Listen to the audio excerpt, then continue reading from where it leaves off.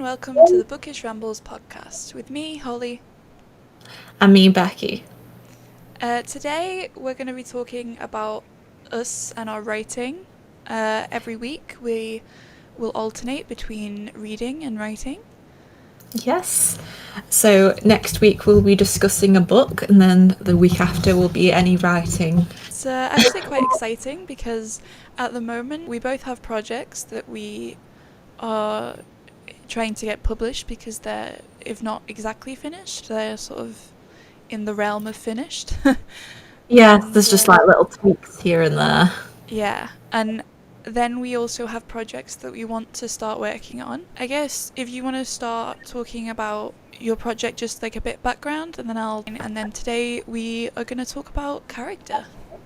Yes, so first half of this podcast going to be talking about our projects, and then the second half about like inspiration for characters and some of the characters in the projects that we're working on.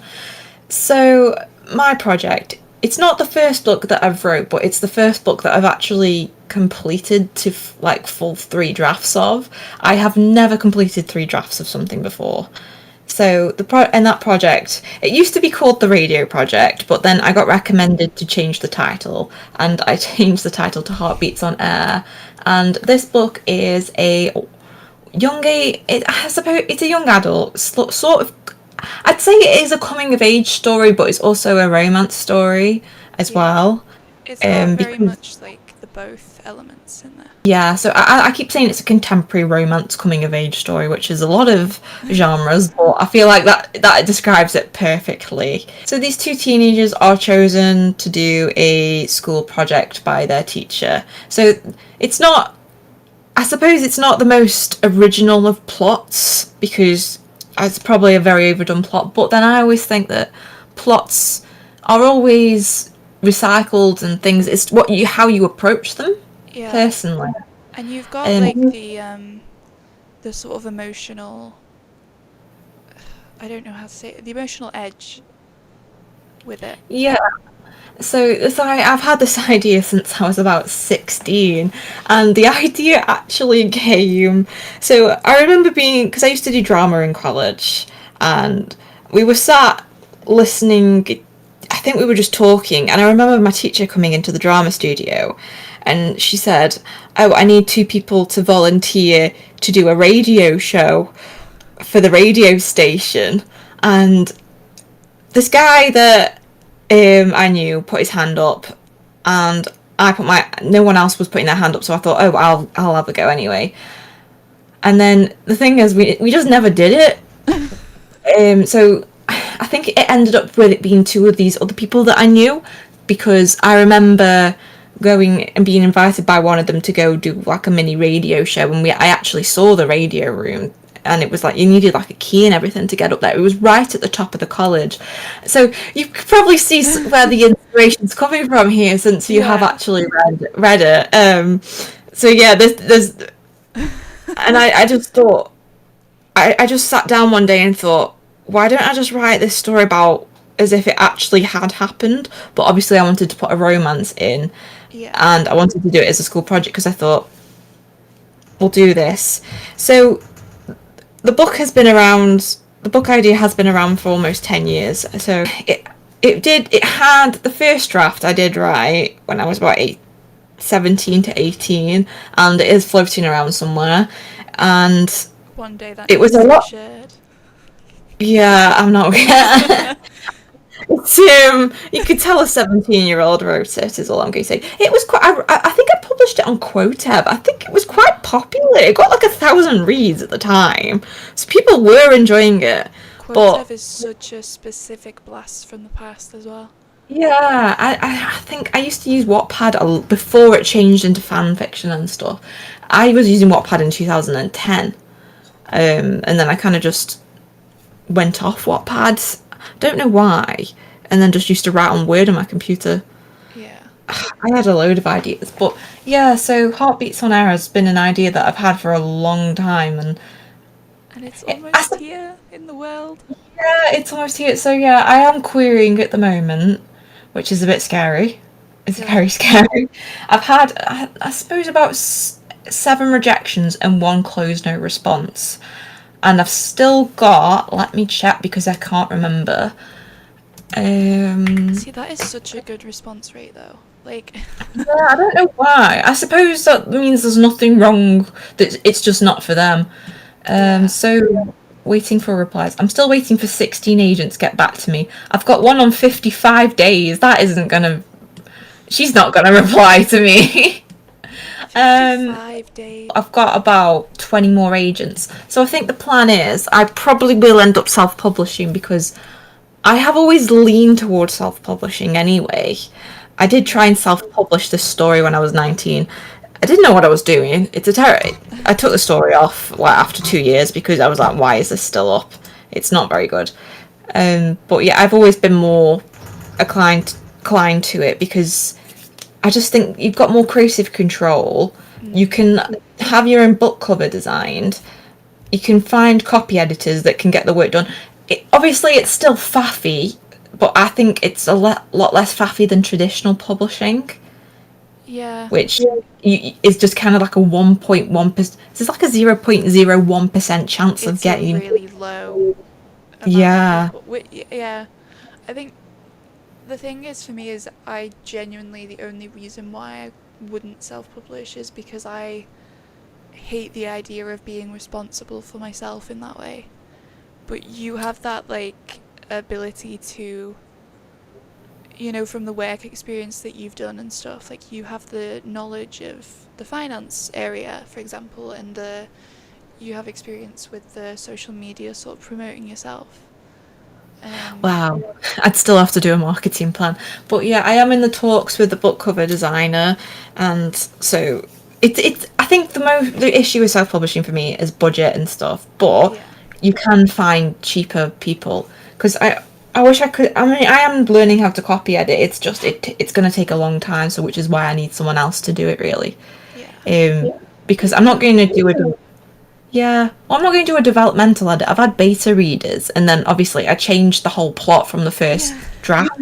So I don't see the point of me doing that again because I think draft 3, I probably will do a draft 4 where I'll just go and tweak certain things, but the book itself, like the main plot, is pretty much complete. Yeah, you know what you have got is like working. Yeah. So I probably will. I will. I think what I'm going to do is send the rest of the queries out and then give it till July. But because by the time the book cover's designed, which is going to take a while, then I'll probably have heard back from most of them, hopefully. Yeah. And if Or not, I can always decline an agent's offer if I did really, really decide. But I think I am. We'll just see. I really don't know still. It's still. But I think if I have a book cover just on ready to the go. ready to go, yeah. Yeah. Oh, and you were saying I could do like PR boxes, and I'm just thinking I could do like little boxes with like little, if I could find like little music earrings and stuff because Penny, one of my characters, she wears music like treble clef earrings, and like music sheets and stuff. Oh my life, Oh, and this is so much fun. Why did I never think of stuff like this? see, that's like the thing as well, is that with self-publishing you do have that ability to send stuff to whoever you want to send it to, market it in a way that you feel is actually truthful to the story, rather than, Yeah, because I think especially like your story, it's a romance, but I think I mentioned this as well, like to me it felt like there was a lot more focus at certain points on the deeper themes, which you really cared about these characters, not just because of the romance in the story, but because of who they were as people. And like, if you were to have it marketed just as a romance and have them really play up that angle, it wouldn't necessarily be bad, but I feel like you'd miss a lot of the nuance of why this story is like special. yeah. I think we're obviously because I always feel like some romance books are really lacking in depth. Mm. And that's why I wanted to give the characters depth. Like, characters take a long time to develop, and I've always thought I sucked at characters. But I think because I've taken the time to actually really think about how these characters react to things and stuff, I think that's why it's kind of.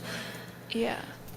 Yeah, see, you could even pick up on it as well. Like, so considering I think you just volunteered. Did you just volunteer one day to read it because I read for you? You were just like, I'll just read it for you. Yeah, You didn't know 'cause what to expect, did you? you'd read mine, and then I think you were talking about how a reader hadn't gotten back to you yet, so you were sort of a bit in limbo, and I was like, well, I'll read.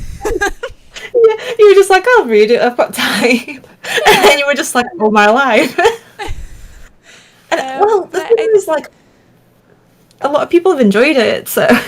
yeah, and I think, like, for me especially, first of all, I don't read a lot of YA anymore because I think that for me the thing was that I would read YA, and even if I didn't know that it was YA, I would realise because I would be like, this is too immature for me.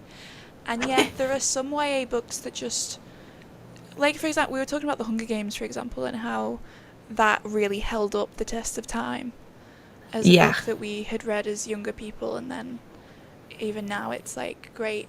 And I think for me it's when there's that sort of depth, and when it deals with topics, like another one would be The Perks of Being a Wallflower. I think that that one has this similar sort of, like it isn't afraid of dealing with stuff that's a bit darker, or it doesn't talk down to its audience. It doesn't expect you to know nothing just because you're presumed to be a young adult, a teenager.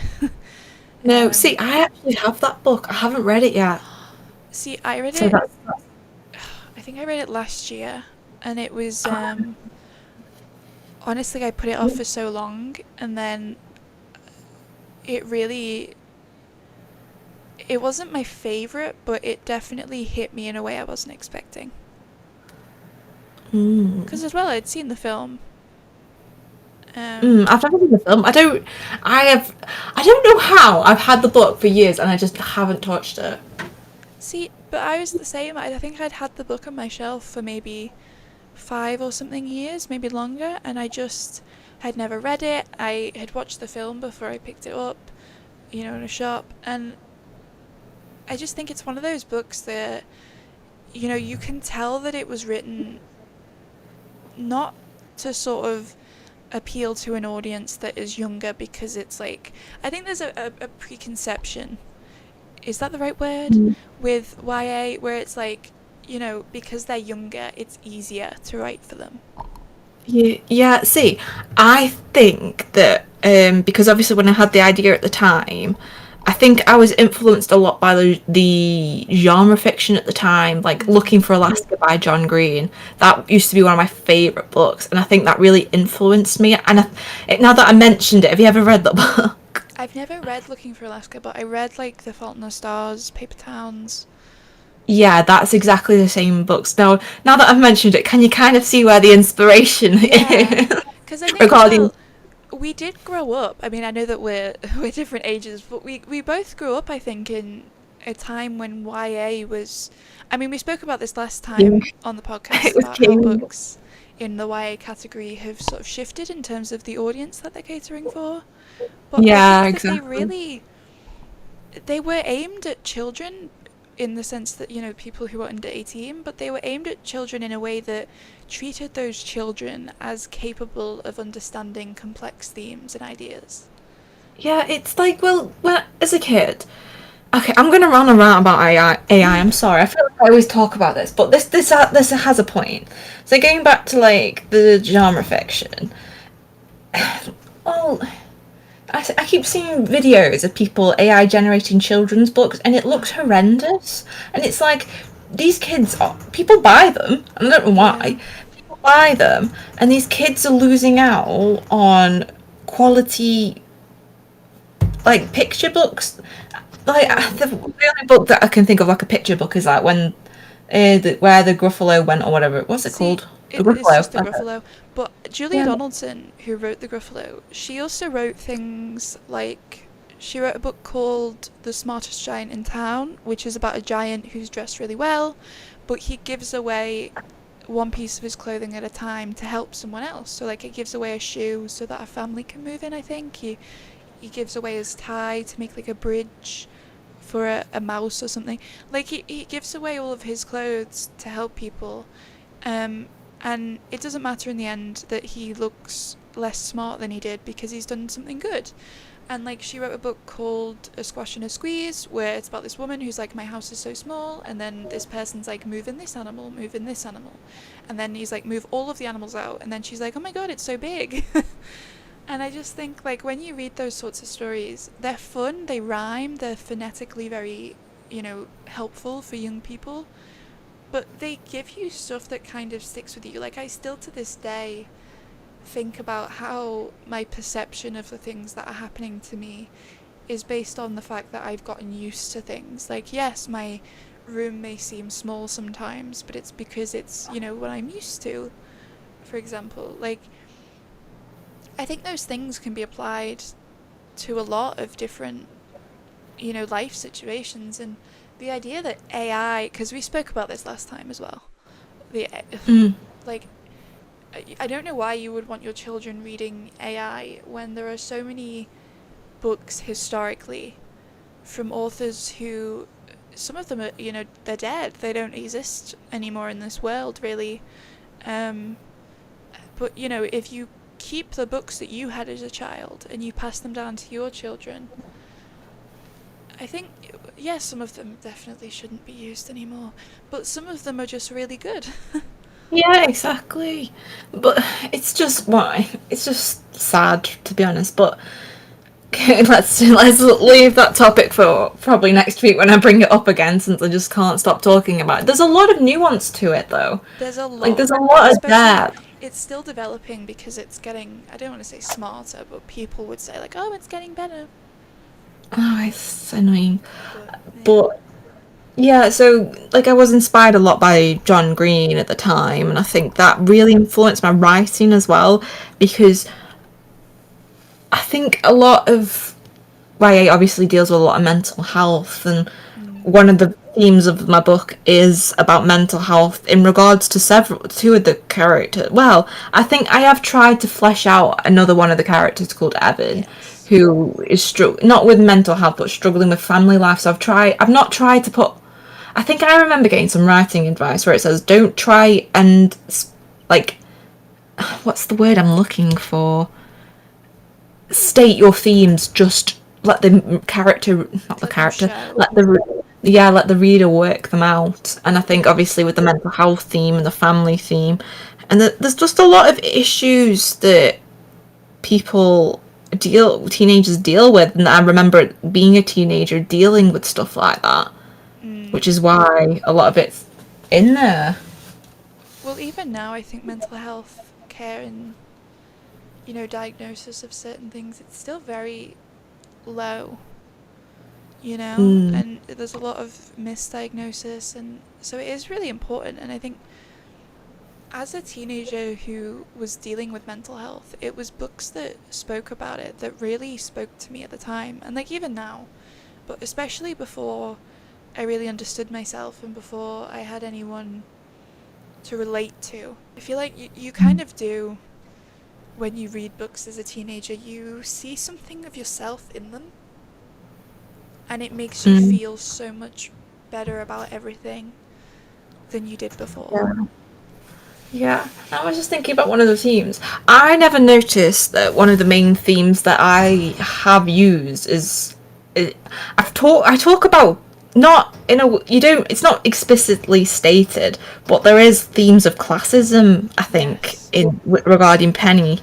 I never even thought about that, but maybe I was subconsciously thinking about it, because even in the original draft, the plot that happens with her Yeah. mum, I won't spoil it, because but that was the same kind of thing with her friends, so the Yeah. plot was very similar.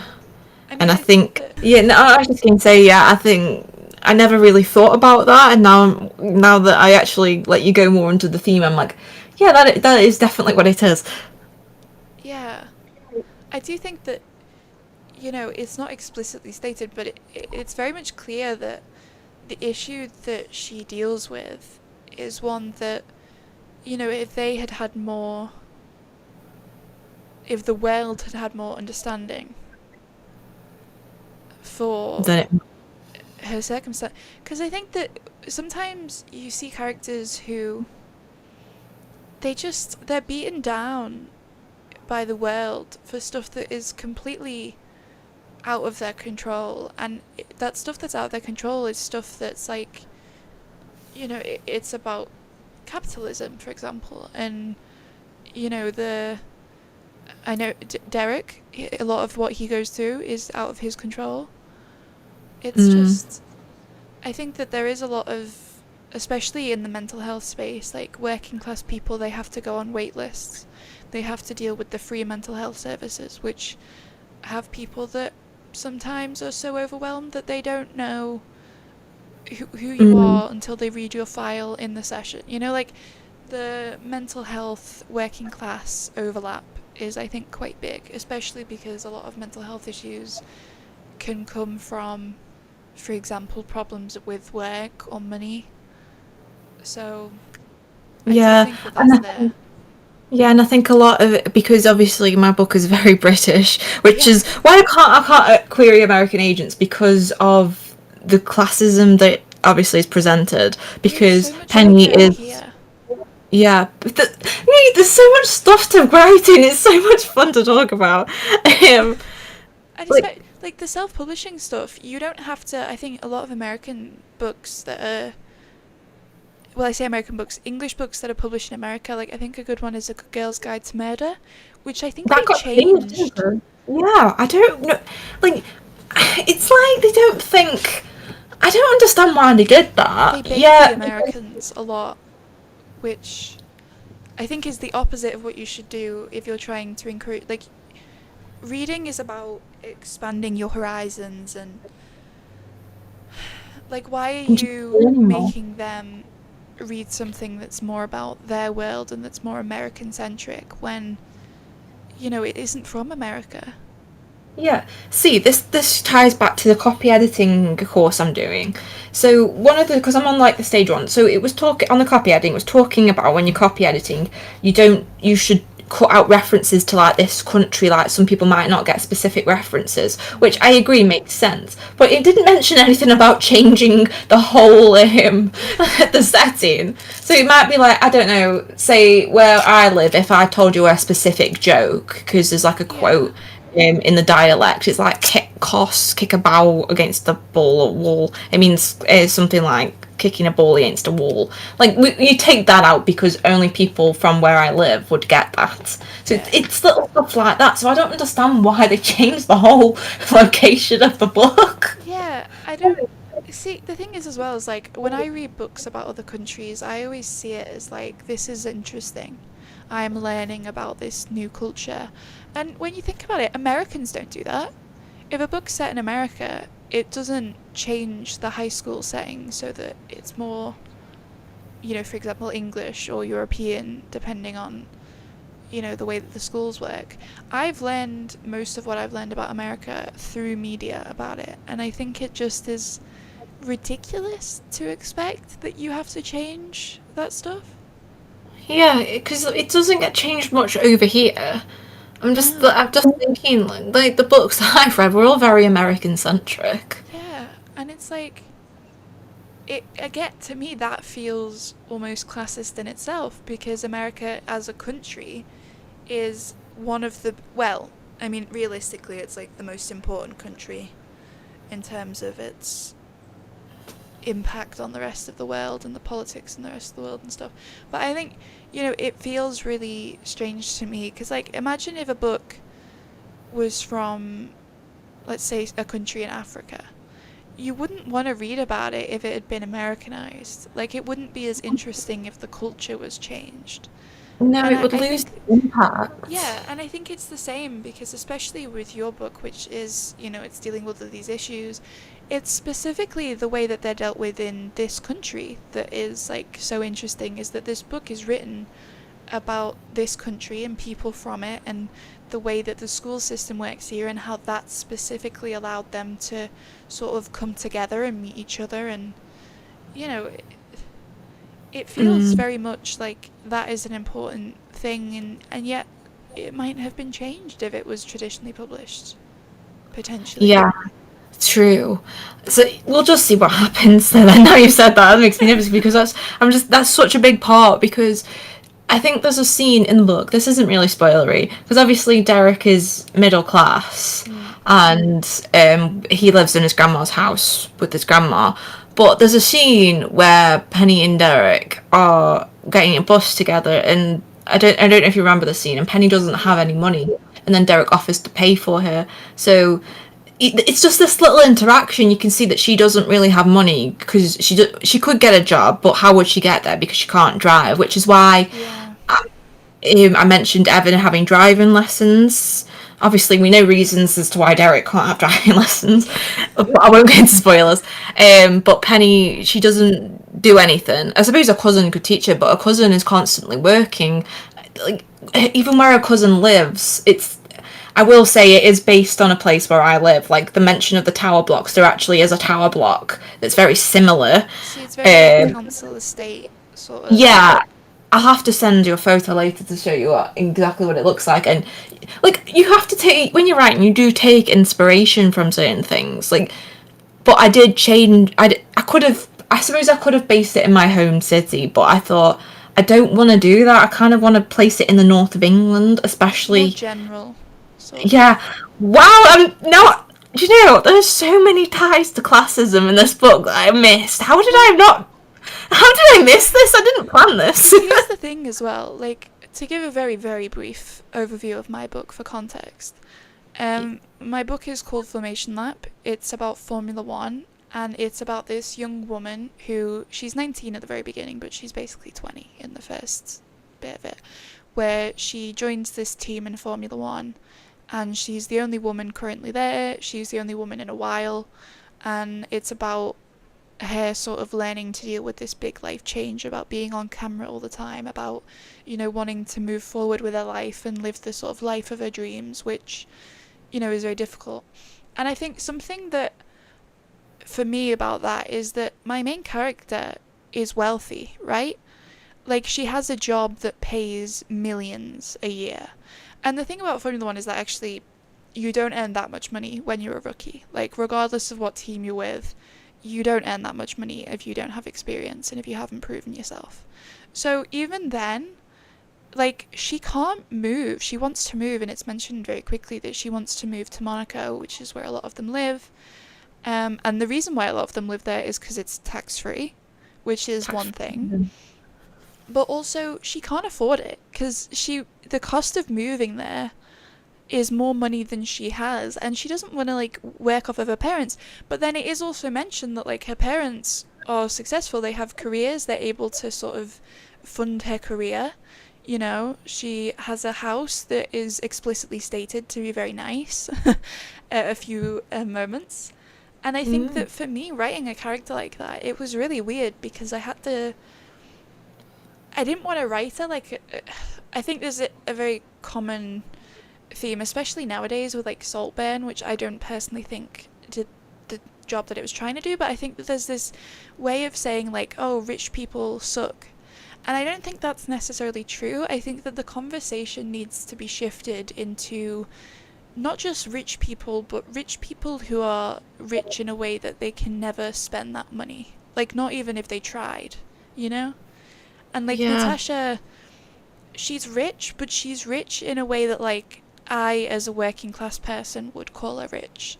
She's not rich in the sense that she has immeasurable amounts of wealth to spend. And so, like, even in a book where it's set around wealthy people and the whole point is that it's supposed to seem a very high-class lifestyle, there are, you know, there's an outfit that she wears in the book where there's, like, threads that have been picked, and it's a bit worn-looking, and, you know, her bedroom isn't in perfect condition, for example. It's still got some of the stuff from when she was a kid, like, it hasn't been redecorated. Like, I think the conversation around class in works, especially when you are an English writer, I feel like it's so important. Yeah.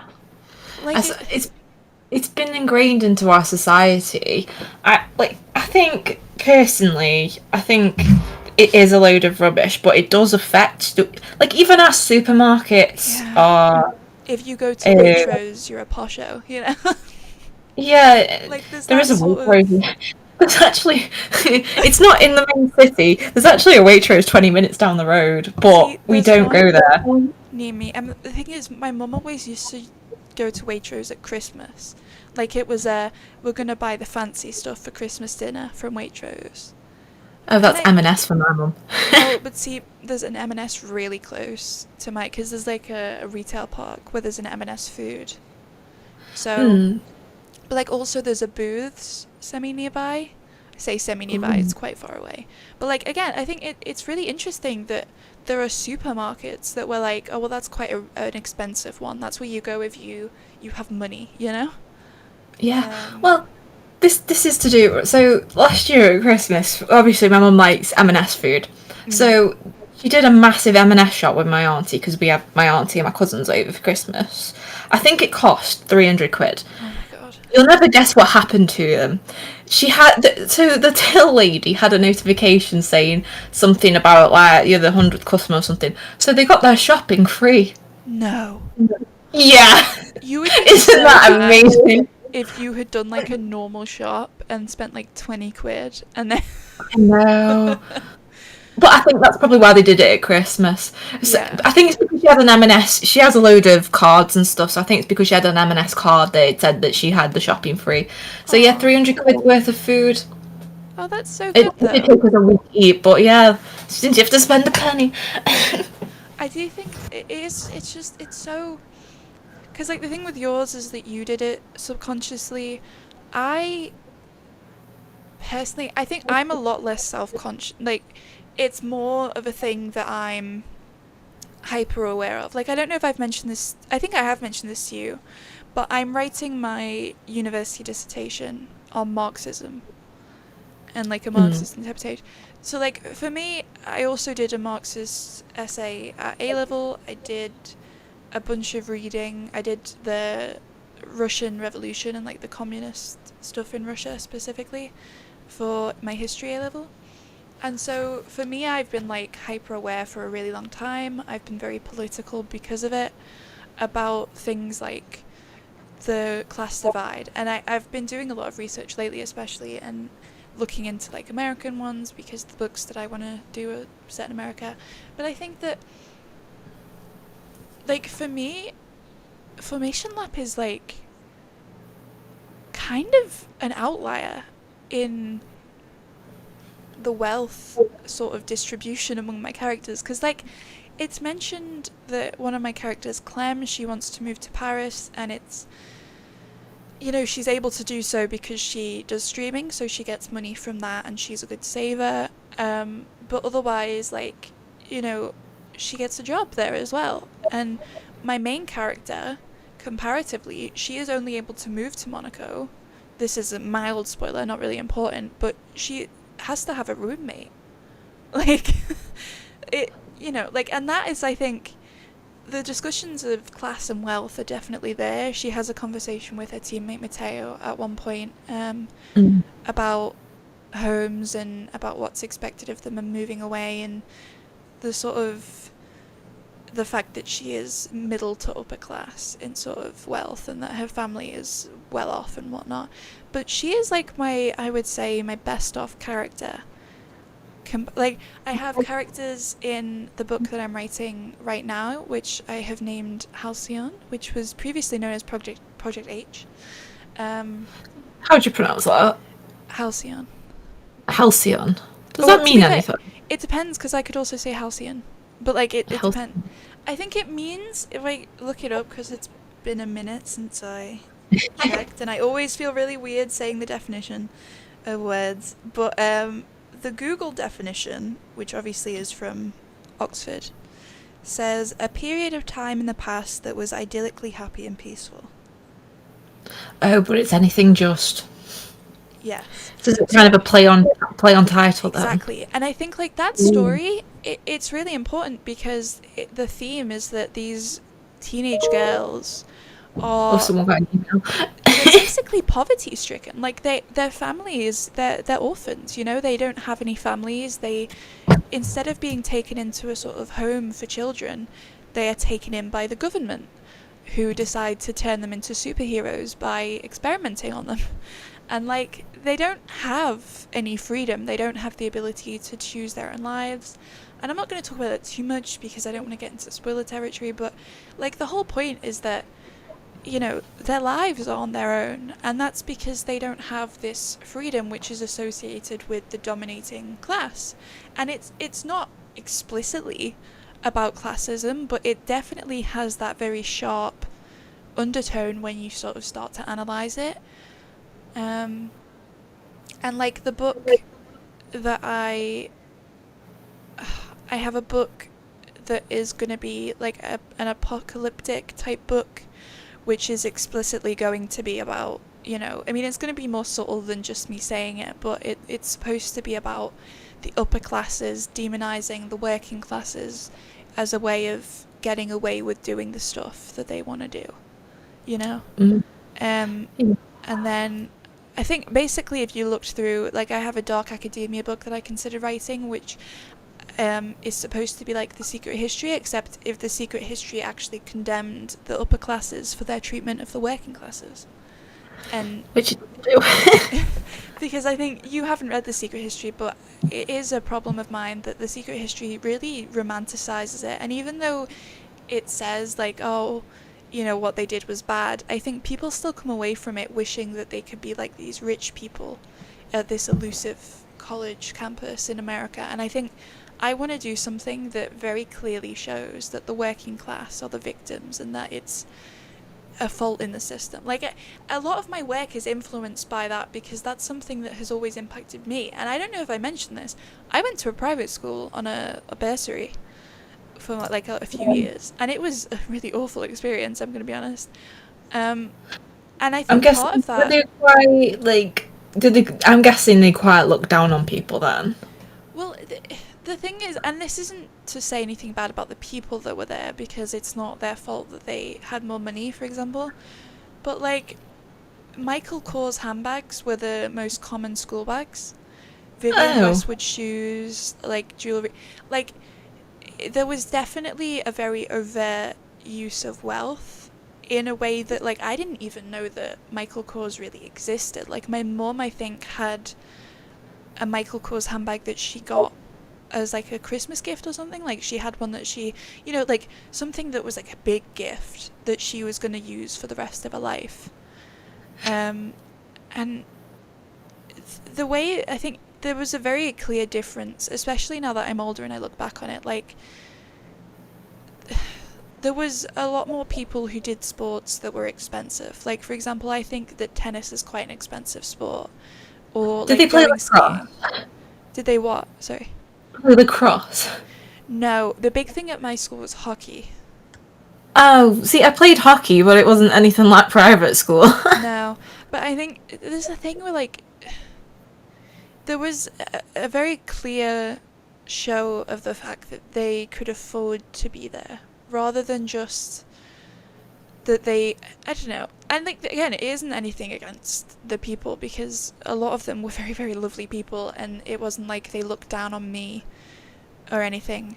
But I think that when you're in that sort of environment and you're aware that these teachers sound nothing like the area that they're from, and that the school itself is in one of the richest parts of the city, because, I mean, for clarification, I'm from Liverpool, which is a northern city, and it's a northern city that, despite being quite a big one and having been very historically relevant in the country of, England, it's one that has a lot of, for example, the immigrant population is quite big. There's a lot of Irish people. I think it's like the largest Chinese population outside of China or something in like England, or maybe even generally. Like, there are a lot of people who, in terms of class and being well off, I think it is definitely a more working class place, which is, again, it's typical of the North.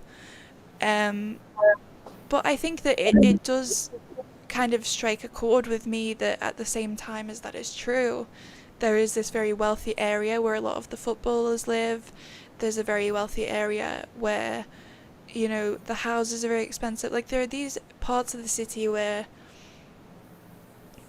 there is definitely a divide, and you would have to have a lot of money to live there, and you would be more likely to shop at those sort of supermarkets and stuff. And going to a school where that was the main sort of percentage of like the teachers were more sort of likely to have been educated at very wealthy schools and universities and whatnot, it it definitely shaped me. And I think that, I'm very grateful for a lot of the things that I learned there. I'm very grateful for certain parts of the education that I received, but it was an experience that was very much not good for me overall. And at the same time as I don't regret it, because I do think that there's like, I don't want to say the butterfly effect, but like there was a series of events that followed it that I think were very important and dear to me. And I think that my writing has been impacted by that as much as it's been impacted by just generally being working class. Like, I think they work together to make my writing very much. And I think for me, it's the fact that I wrote a book about a Formula One driver and I managed to get in areas about how she does struggle for money and about how she needs a roommate and about how she can't quite, deal with this glitz and glamour all the time, and how she feels a bit insecure sometimes in these very, she's a bit like she is a child. She's very young. She goes to new Yeah. places and she's like excited by them. And I just think that there's that huge intersection, and I mean, you did creative writing at university, obviously. Mm. But as someone who's done English literature, one of the biggest things that we learn about is intersectionality, and about how, for example, feminism and Marxism might intertwine, or race and Marxism, and I do think that's another big thing, is like the race and the inequality, which is why I brought up the immigration population in Liverpool, for example, because I don't I think it's a mean, coincidence at no, all. and the people are looked down like that, and I don't know why. It's because Yeah. it's like, especially with the demonization of immigrants in the media, and it's like, these people are just like you. I don't like you Well, I trying to think that's the fearmonger problem, people. is that the rich people say, well, the immigrants are taking your jobs.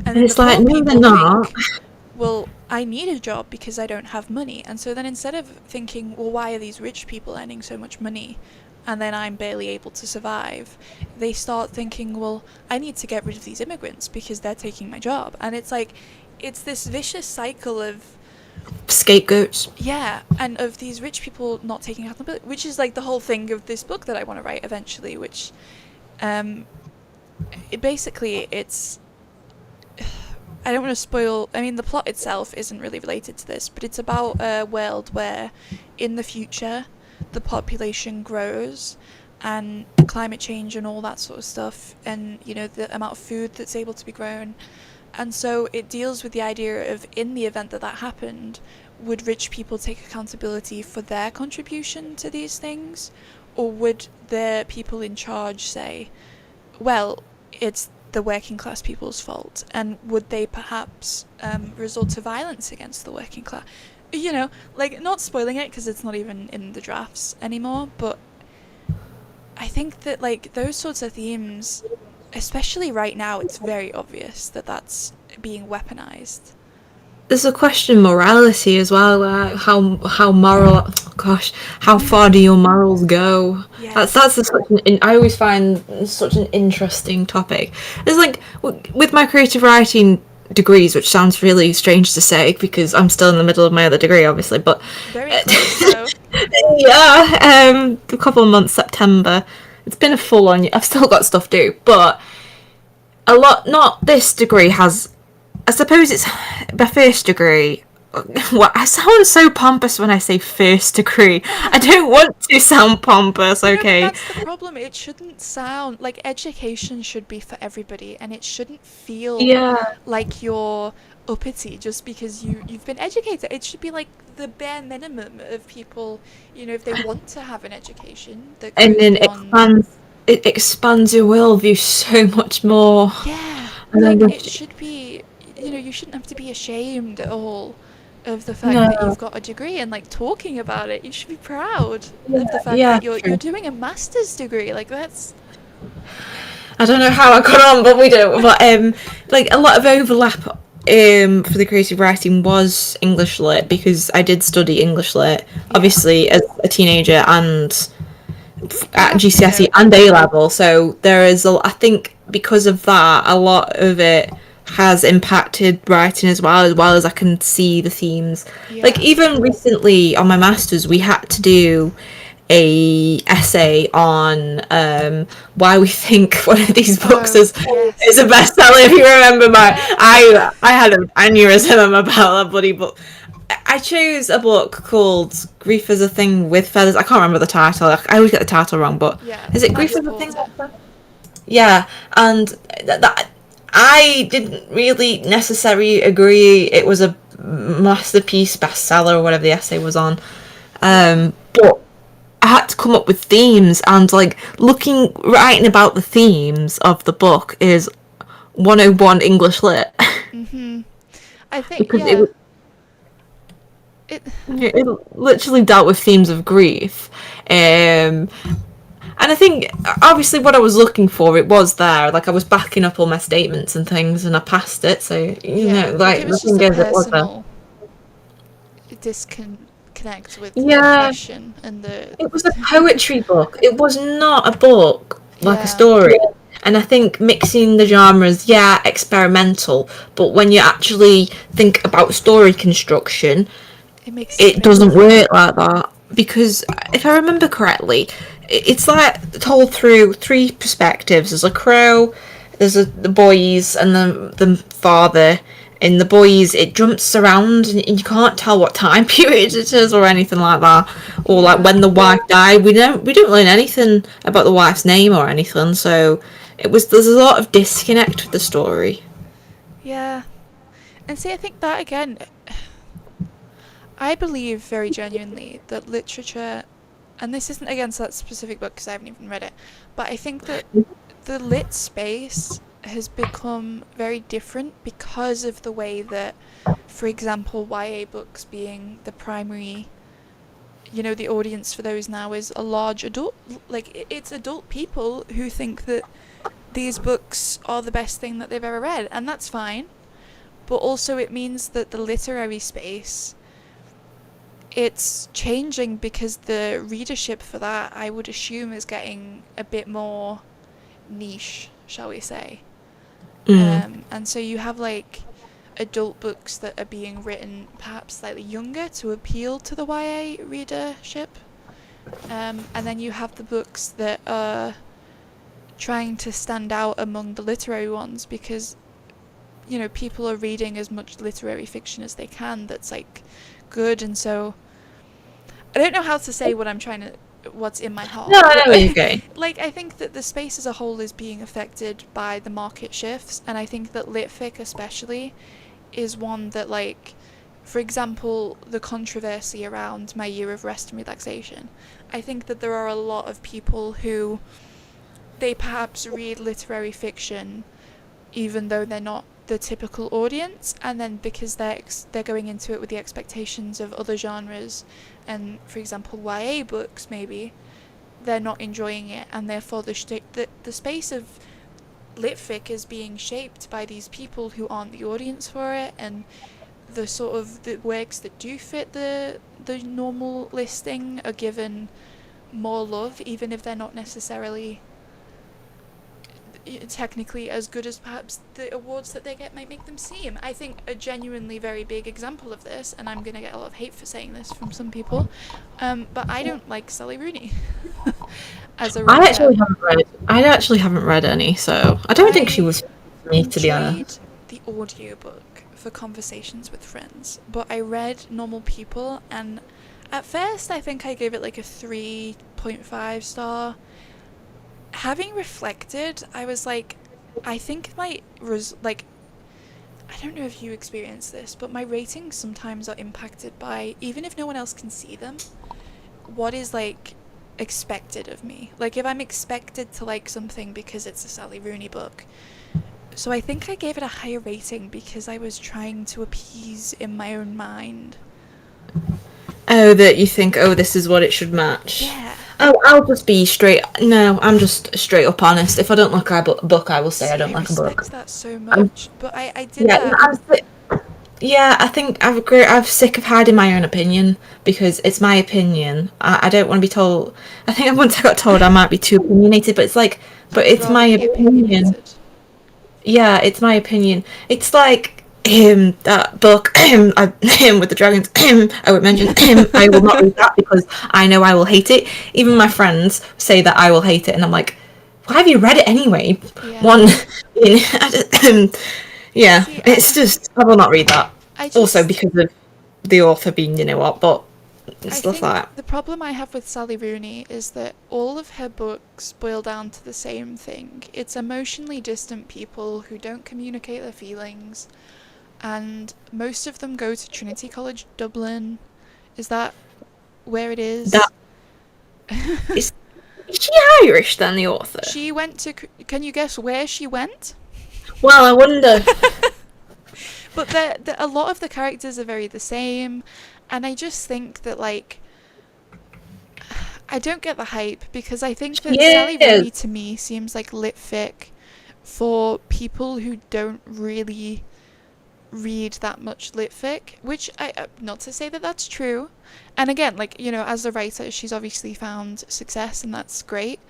But I just think that as another writer myself who has read a lot of lit fic and doesn't write lit fic, I will say that now, I feel like writers who write the same character over and over and who write the same sort of plot over and over, there comes a sort of time where I'm just like, maybe it's not for me. Like, I can't, you know, like, I'm trying to think of another example because there is definitely, They say that about Ali Hazelwood, don't they? yes, women in That's the STEM who are short and the men are based off of Adam Driver's Kylo some Ren people and love that type of thing, and there's nothing wrong with like obviously reading what you like. It's just this is our opinions. like you're Like this. publishing it. And I think that when you publish the same thing basically over and over, it to Mm, me, it starts to feel like maybe, it's formulaic. yeah, and I think that there is a space for that, but I just don't get how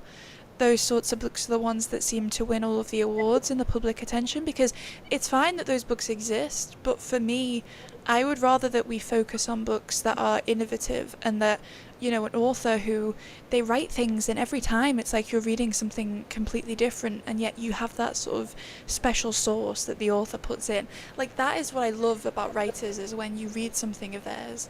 And That's I recently yeah. got the book Vanishing World, right?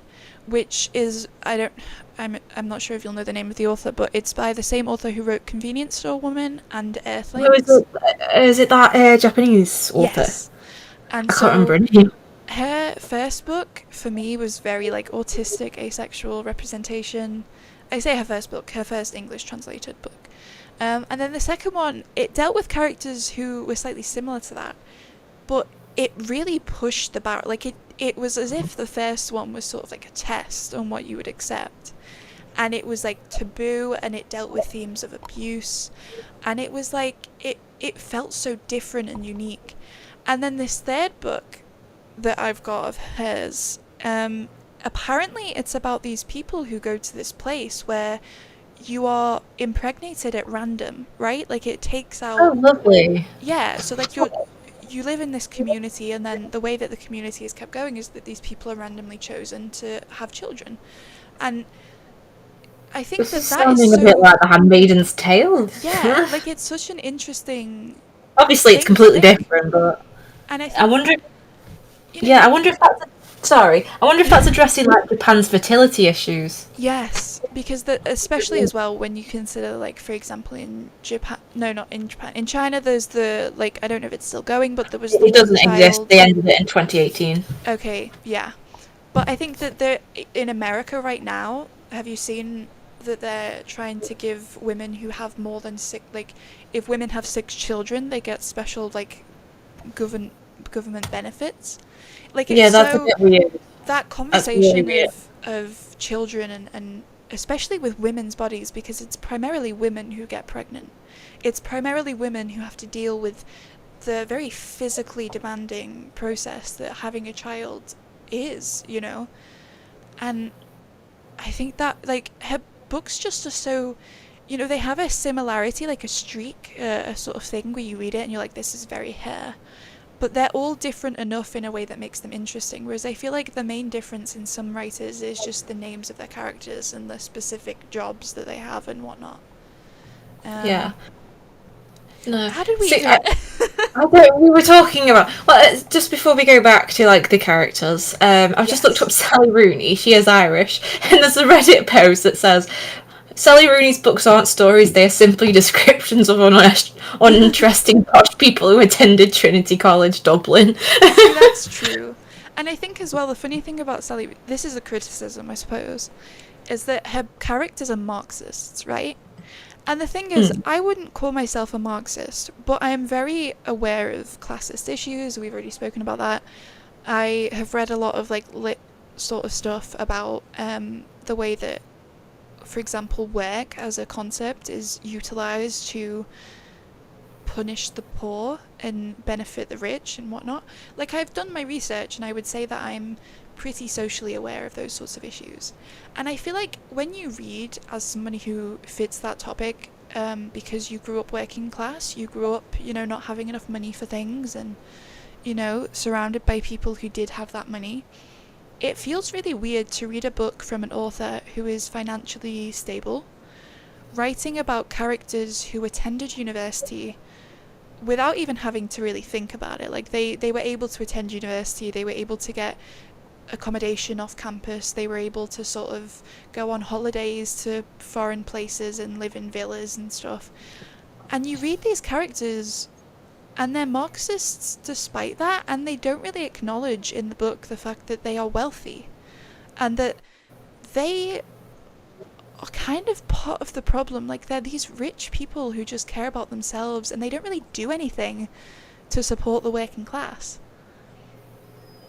No. And it's like, the topic is there, but it's not really spoken about. And I think that is the big thing with character as well, is that, you don't have to say outright, I am a character who donates money to the poor, so I'm for the working class. But, I think that... It's the character's actions.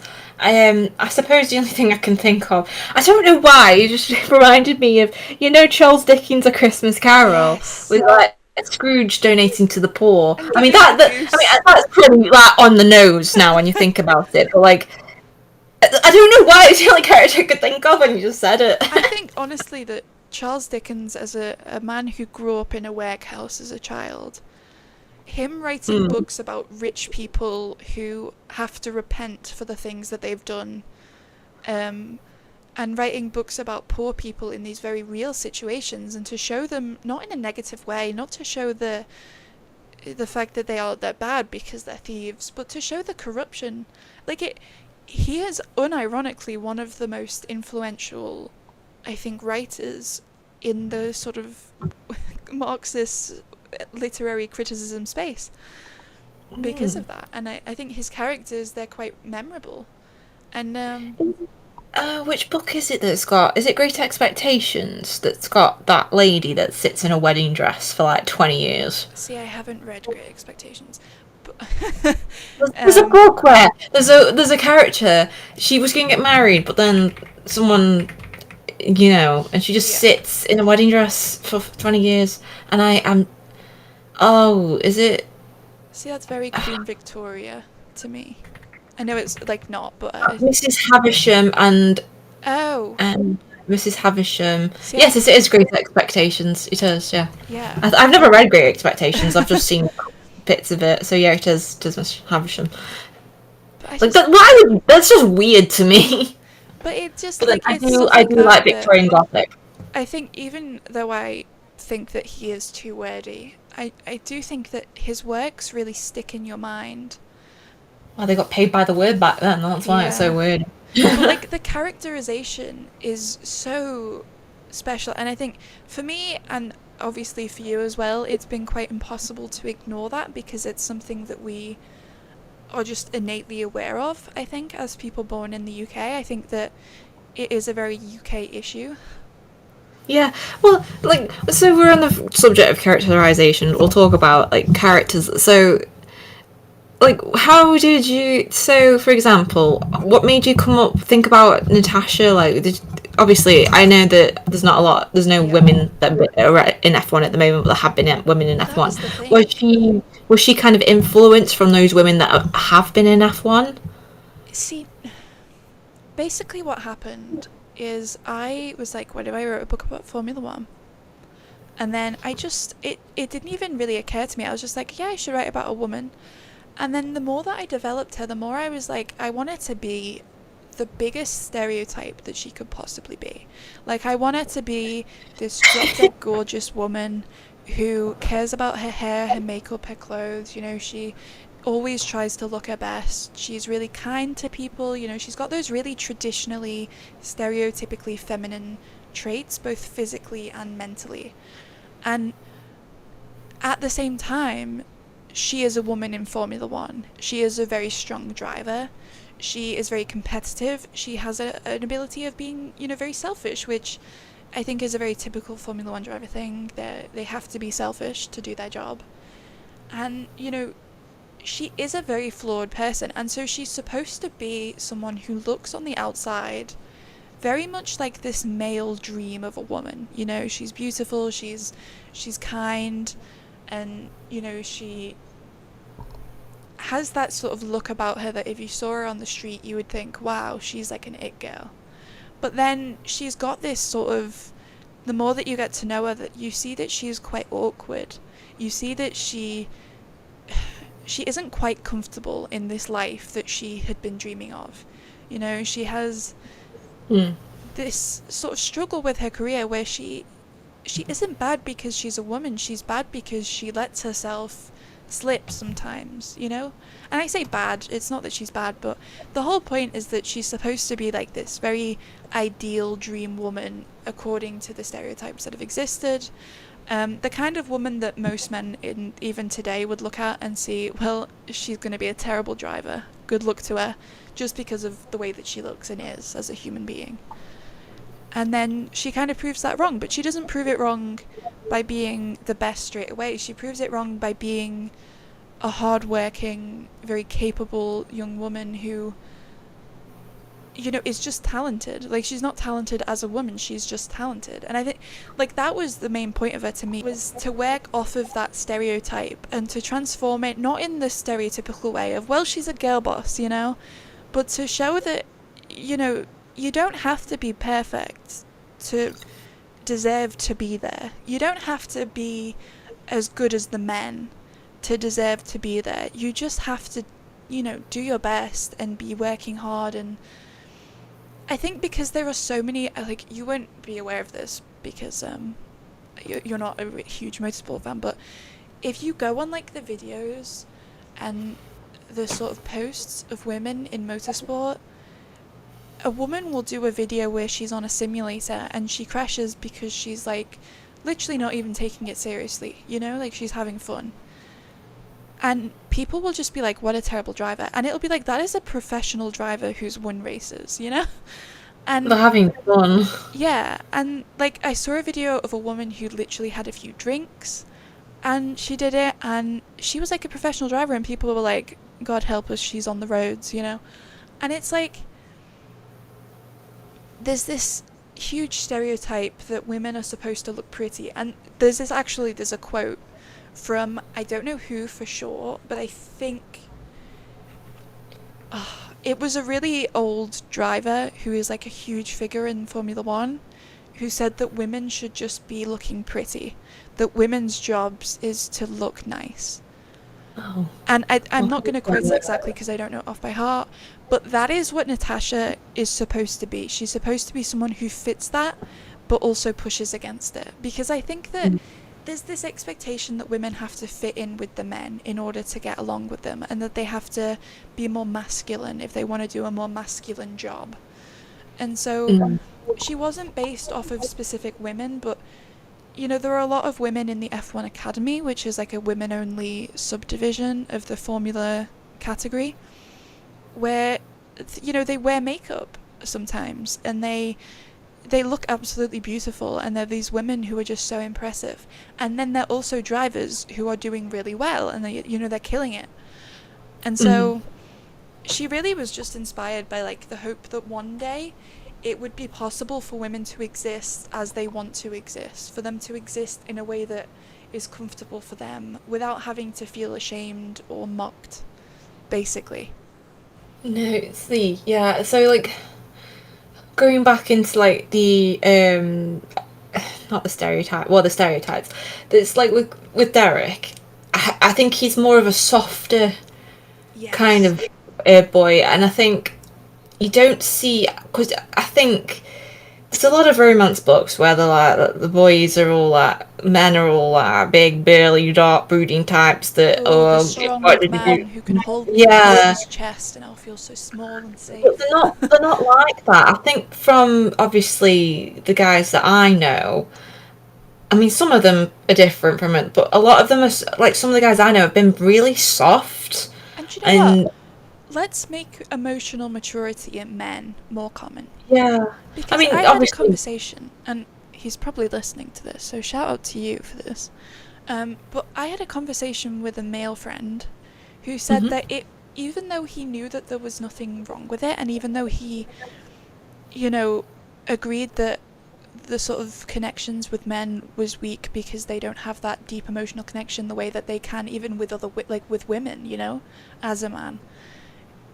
He still said it would feel kind of weird, like it was going against the sort of structure of how men communicate if they were to have deep conversations, and it would feel awkward to sort of begin that. Yeah, I think, it's really sad yeah, that society expects men to like shut down the emotions, which I think that is part of why there's a mild yes. spoiler here. Derek has PTSD. I won't say why, but the whole plot of the He book has is this him. issue with it that Yeah, he's repressing and it. I think that part of that is because of what he's been told by his dad that he needs to expect what society does. And Yeah. I think this is why I created Evan's personality to be so happy-go-lucky. Evan is his best friend. So Well, Evan, he's more of a stereotypical guy, but he's also more in tune with his emotions. it's Evan who Um, kind of, yeah, like the thing, yeah, because I was going to say as well, like, Derek, even with Evan, he doesn't really show himself and he doesn't really feel no. comfortable, but Evan kind of persists. Yeah, because Evan is someone who will keep going, and I think that's part of how he was raised because his parents are quite neglectful. They make because Evan has three brothers, and his mom is kind of a workaholic. Yeah. I'm just giving you Evan lore. This is mentioned in the book, but it doesn't go into because obviously Evan's not really a main character, but. He's kind of like an older brother figure where he's just constantly looking after his little brothers, and there are plots in the novel where he just like there's a scene where he goes and hangs out in the library to wait for Derek to go do some work because he doesn't want to go home. Yeah. Because he doesn't want he just wants to break. Do you know what? We should Evan is have one of my favorite I characters. think the next writing episode, we should just talk about side characters. Oh Because my gosh, I think yes, I that there's can. something we've talked kind of we've got a bit of distraction, but we've talked about like our main characters. I think side characters are very interesting Yeah. because they're more Well, I just want. subtle. Yeah, exactly, which is harder to do.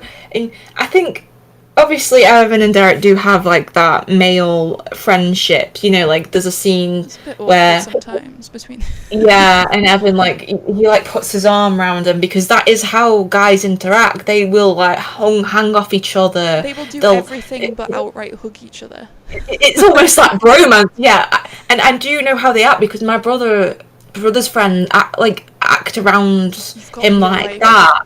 Yeah, and I think the reason why I wanted to write a male character is because there's just not a lot of soft guys, and two, I feel like the main characters don't feel like males in some of the books. Yeah. Like some person might think completely differently from how I wrote him, but this is just not how I think I've wrote him. So yeah, I just feel like we need more male authors as well writing about male characters because it's not Yes, much of and male characters in a because males are being non-misogynistic pushed way. out of reading spaces. Like, I think there's this huge thing where men who write books, they either write the male characters really well, but then they write the women really badly, or they write the book to be very like toxic masculinity, and Mm. like you don't have this overlap where there are. I will say, Pegs being a wallflower, I think does this quite well, Mm. and it has this discussion about you know about queerness, especially in the idea of masculinity. But I'll say that your characters, I feel like they're not super traditionally masculine in that stereotypical way, but they don't feel insecure so much. Like they're No, not. and The problem is more that they don't communicate with each other enough, and that they need to sort of be honest about how they're doing. I think that's such that ties down to like the male loneliness like epidemic with like Yes, suicide rates going on because men just guys need to don't talk. talk. Yeah, and I think I'm going to talk about my brother for a second, since we're talking about, and I think my brother doesn't. I think he does talk sometimes, but not all the time because my brother tends to mask his emotions a little bit. Yeah, it's just Um, normal, and it shouldn't be. and no, but yeah, so I just wanted to create kind of like this balance of male friendship, and try and make it more realistic, but also to Doable. learn that, yeah. And I think I do have another. I'll mention him next week, but I have another male character who is not really tied down to the masculinity as well. Yeah. Because like Penny's cousin Todd, he is someone who's quite secure of himself. Yeah, like Uh, he knows who he is. yeah, and I think, well, obviously, Todd is. This isn't a, Todd is actually gay because I thought, well, why not? Do you know what? The side character episode It's that we not. do, I think Yeah, we I'll can talk talk about him about next week. queerness, especially because obviously Mateo, Mm. and he I mean he's a main character, but he's like a side main character. I think it'd be really interesting to talk about that because both of them are very secure in who they are as characters go. Yeah, and it's not about. It's literally not their story, really. Yeah, like Like it's very understated. it's literally just part of them. It's nothing to do with like their journey or anything. Exactly. Anyway, yeah, I'll talk about them next week. I just love talking about characters. I think it's so fun. It really But I is, just, and I think we yeah, both tend to do that thing where the themes they come out on their own and the characters almost decide them for themselves. yeah. And Well, I just want, especially like main character wise, that's yeah. Well, there was a little just anecdote I wanted to share about. You know how like Derek is called Derek, right? yeah. It's not a name you normally see very often. Um, Mm. Originally, in the first draft, I wanted an old man's name, so Penny could joke that Derek had an old man's name.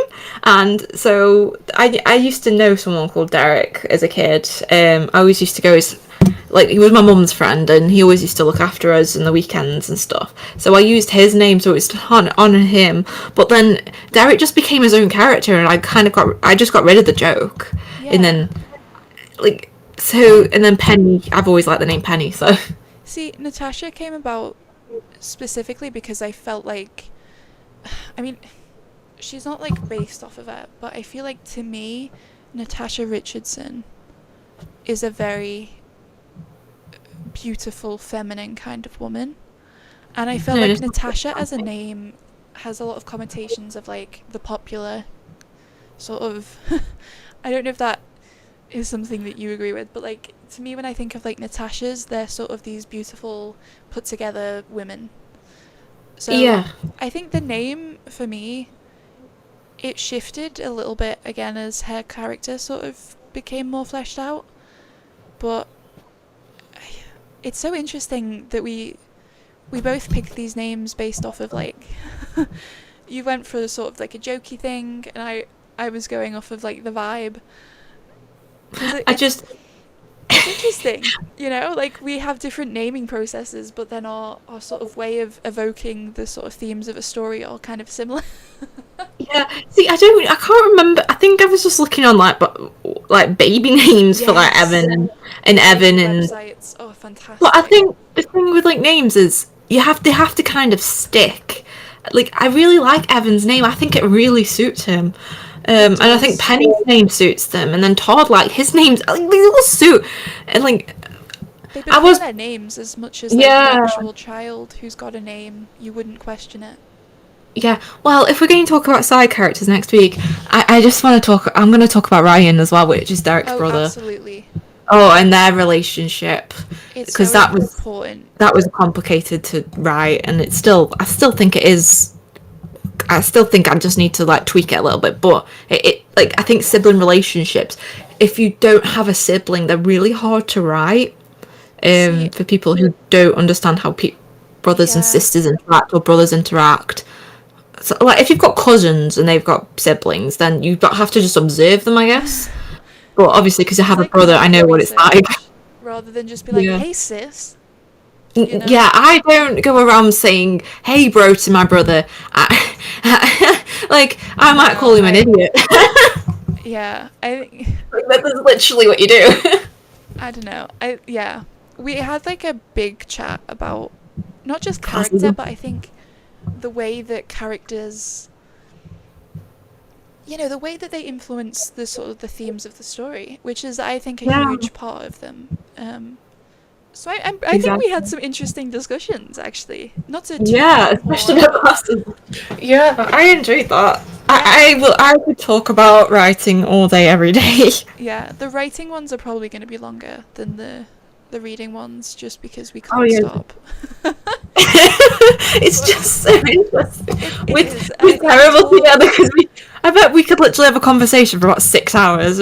Oh yeah, and you know what, the stuff with the side characters, I feel like that's going to be Even so longer. interesting. But it I can't really, wait for that. it's going to be so, because I just think we both have this very strong.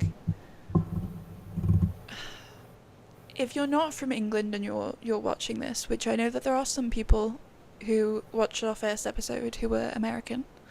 Don't know if I told you that, but that's true. Oh Um, really? Oh, I didn't know that. yeah. Okay. So I didn't know basically, that. I think the way that England's class system works, especially, is that it's very pronounced, and you can't really understand it unless you're from England itself. I think it's different everywhere, but Mm. it isn't just about the money. It's about your upbringing, it's about your family history. Like, the concepts of like old and new money, they don't just Yeah. go back a generation or two. It goes back like decades. You have to No. have like the house, the area that you live in, the area you grew up in, the school that you went to. Every single part of English culture is split into this very specific class system. It's Yeah. very, very difficult to break out of it. And so I think our characters are going to be influenced by that regardless of what we do, because it's inescapable. And Yeah. I Well, think like, it's been really interesting to talk about that. yeah, so like I'm from a place called Stoke-on-Trent, which is technically a city in the Midlands of England, but it is classed, I suppose, more northern than anything else because it's closer Yeah, to Manchester. And obviously there's a big classism issue here because it's such a poor, the north like is very discriminated against yeah, in it's discriminate. opportunities and It's money and called like the monkey dust capital of the world. So monkey dust is like the synthetic drug yeah. that turns people into zombies, and unfortunately, it is on the rise. But that's because people have no other option. But I am talking about classism. I'll be wrap Yeah. this up quickly. But like my nan, she grew up here, like not just over the city. A lot of things happened to her as a kid. Like her dad died when he was 31. He collapsed off a roof. Apparently her brother died in the Trent Canal. We don't know if this is true. But she was so poor she used to have to drink out of jam jars. See, I So just think stuff like that, it's not even a rare experience, which is so sad. no, Like in the that's what I mean. Like north, she was so poor. it's such an awful thing. Like, you hear those sorts of stories and you think, oh, that's such an awful way to have to live, and stuff that's happening for reasons that, and there's I would recommend, I guess we could do this as a feature actually, where we like recommend a book or something. at the end of. Yes. I would honestly very highly recommend, if you want to learn about the north of England specifically, authors like Mary Barton. And because I don't know if you know, Mary Barton was based in Manchester, and her books. If I No, Mary Barton's the author, the book, and yeah, that's the book I'm. Sorry, I just got majorly confused. So Mary Barton is the book by Elizabeth Gaskell, and basically, it's set in Manchester. But like it's set during Victorian Manchester, and I think that after, like for example, the slave trade became less, it wasn't acceptable anymore and stuff. And when it started to really die down, you have like the rise of classism in the north because it became less helpful, because the north is very famous for its port cities. And so, for example, Manchester as well, during like the wars and its like production of like textiles and then its production of weapons. Like I think Elizabeth Gaskell generally, but especially Mary Barton, is very interesting for reading about the working class and about the harsh realities. And while it is set in the past and it's historical, it's still very applicable today, and it is, I would say, a very clear beginning of how the class system really began to become pronounced as a sort of a staple of English culture in the north especially. Do you have... Yeah, well, just to go back to classism, even your accent is regarded as being... So, for example, my accent's quite thick when I'm not, like, controlling it. So, like, if I went to London and, I don't know, I was walking around Mayfair, I would be looked down upon because of my accent. You would still have to put an accent on in some cases to do a job interview.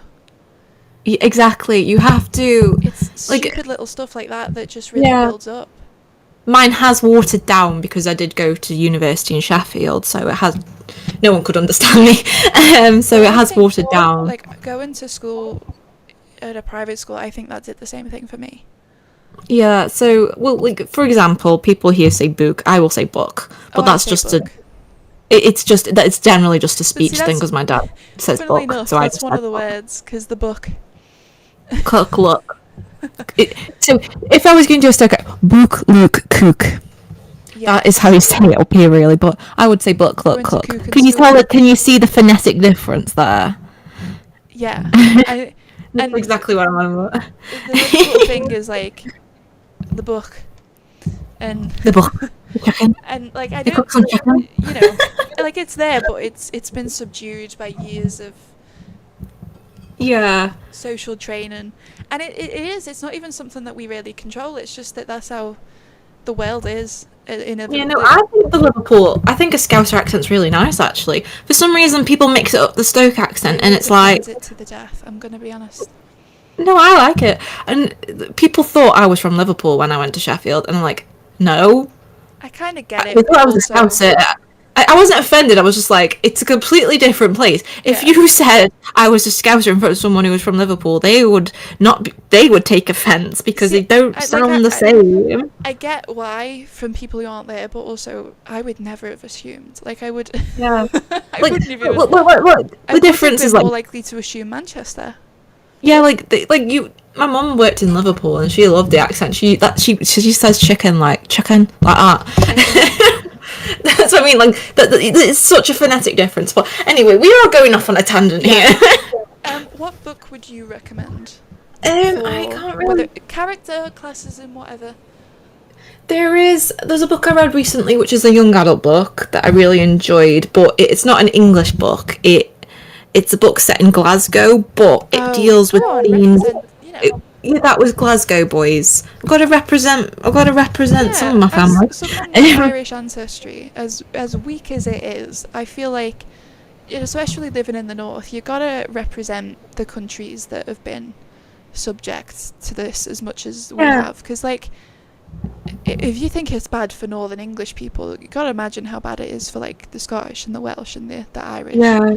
Especially my grandparents were Glaswegian, so goodness knows Yeah, what they had when like they moved down to you England. mentioned the So intersection of classism and race and how it's like pitting people against us and whatnot. And a book set in, because you mentioned it used like Scots, I think. yes, it does use. So one of the characters speaks in Scots, Okay, and both of these characters are from the caste system. So that's like they're actually both male characters, that's like the which is thing. why I like the book so much. Yeah, so one of the other characters, they're both from Glasgow. One of them is posh. Oh, well, both of them are. One of them is LGBTQ plus, and Represent. the other one, yeah, I think the other one, I think he's just straight, but It's got stuff going on. yeah, it deals with working class. I won't spoil it, but Yeah. like both of them are from the caste system. Actually, I think the other one that's spoil. I'm not going to spoil it. But yeah, Yeah. I'd really recommend you check Glasgow Boys out, like especially since it is in Scots. It does have a translation, but I don't think Scots is that hard to understand. It's No. not. And do you know, I think that's But the main message of today is that characters are a representation of the authors, as we already knew. But yeah, also, like, don't be afraid if you're watching this and you have an accent and you kind of, you pretend that you don't, and you poshify your accent a bit. that's me. Unfortunately, I wish I didn't, but I Whether do. if you can control it, don't, because like I can't control it. I wish I could. I wish I could be as scouse as I, should be. But if you can, just don't. Don't do it. Like, take pride in where you're from and, resist. But Yes. But I think that we shall end this episode there. I've really enjoyed talking about this. It's this has actually been a long one, but I think it's been it's very interesting. enlightening. So, yeah, we'll see you next week where we'll be talking about reading again. Don't know what Oh, books, so we can't give you a sneak peek. Sorry. I know we were going to do Oh, it's not no, that's the wrong book. oh, we did have. Oh, Sunrise on the Reaping. Yes. Yeah, so I am going to start reading it this week. I was going So to say Zombies and Snakes, but that's the wrong book. we can bring that up a bit too. But yeah, we're going to talk about it. I've already read it and I sobbed. I Yeah, actually so have, if you want to do some, not you, but if the readers want to, listeners even, want to do some readers. like research, I have a video on my YouTube channel which is like linked. And basically I did a basic review of it, but we're going to really get into it. And Yeah, I so have so I'm much going to to do a say about reading it. vlog. Yeah, I'm going to do a reading vlog for it, so I'm going to start it So yeah, probably tomorrow, I think, because I want to finish a book I'm reading at the moment. So, yeah. well, I can read two books at the same time. We have like a week, but tune in if you want to listen to us talk about Sunrise on the Reaping, the Haymitch Hunger Games book. And Yeah, thank you we'll for probably talk listening. about the film as well. Oh my god, yes, the The casting. casting, yeah, it looks good. So yeah, thank you for Thank listening if you've made it an hour and a half in. Which is so sorry about that. Um, you. but we'll speak to you next week. See you later. Goodbye.